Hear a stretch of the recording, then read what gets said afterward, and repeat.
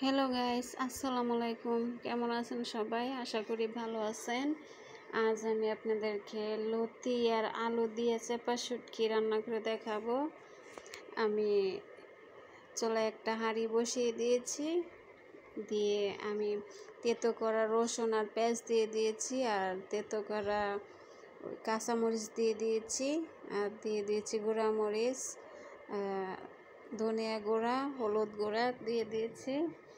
দিয়ে এখন আমি চেপা শুটকিগুলা দিয়ে দিব। এখানে 5-6টা চেপা শুটকি আছে বড় বড়, ওটা আমি ভালো করে ধুয়ে পরিষ্কার করে দিয়ে দিয়েছি, আর দিয়ে দিয়েছি লবণ। দিয়ে এখন দেখুন আমি লতিগুলা বেছে কুটে ধুয়ে আমি ভাপ দিয়ে নিয়েছি, আর এখানে 2টা আলু কেটে দিয়ে দিয়েছি। দিয়ে আমি ভাপ দিয়ে নিয়েছি, নিয়ে আমি ওই লতিগুলো এখানে দিয়ে দিয়েছি।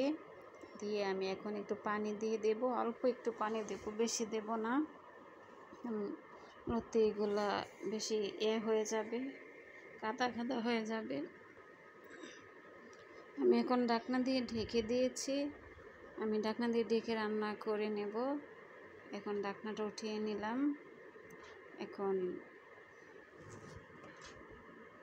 আমি নেড়ে চেড়ে নেব। আর এখানে আমি তেল দিইনি, তেল ছাড়া রান্না করতেছি। আর এটা লতিটা তেল ছাড়া চেপা শুটকি দিয়ে রান্না করলে অনেক মজা হয়। তেল দিয়েও রান্না করা যাবে, তবে তেল ছাড়া বেশি মজা হয়। আর যারা তেল দিয়ে খেতে চায় তেল দিয়েও করতে পারবে, কোনো সমস্যা নেই, যার যার রুচি মতো। ওই দেখুন এখন আমি মশলাটাকে লতির সাথে মিশিয়ে নিচ্ছি। এটা আস্তে আস্তে করে মেশাতে হবে, কারণ জোরে জোরে মেশানো যাবে না, এটা লতিটা ভাপ দেওয়া ভেঙে যাবে। এখন আমি আবার ঢাকনা দিয়ে ডেকে আর একটু রান্না করে নিয়েছিলাম, আবার ঢাকনাটা উঠিয়ে আবার নাড়াচাড়া দিয়ে নিচ্ছি। আর ওই দেখুন এর মধ্যে চেপা শুটকিটা গলে গেছে। এখন আমি যে চেপা শুটকির মধ্যে কাঁটাটা থাকে ওইটা উঠিয়ে নিচ্ছি, মুখে খাওয়ার সময় মুখে বাঁধবে না। ওই দেখুন আমি সব কয়টা কাঁটা এভাবে বেছে উঠিয়ে নিচ্ছি। দেখুন কি সুন্দর কাঁটাগুলো ছেড়ে দিয়েছে। এখন আমি সব কয়টা কাঁটা এভাবে উঠিয়ে নিয়েছি। আপনারা এভাবে রান্না করে দেখতে পারেন, খুবই মজা হয় খেতে।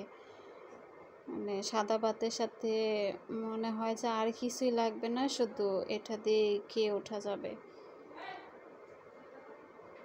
মানে চেপা শুটকির তরকারিটা তেল ছাড়াই বেশি মজা হয়। এটা গ্রামীণ রান্না, গ্রামে এভাবেই রান্না করে।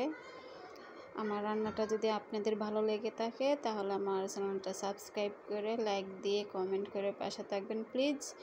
দেখুন আমার রান্নাটা হয়ে গেছে, ঝোলটা টেনে গেছে, মাখা মাখা হয়ে গেছে। ধন্যবাদ সবাইকে।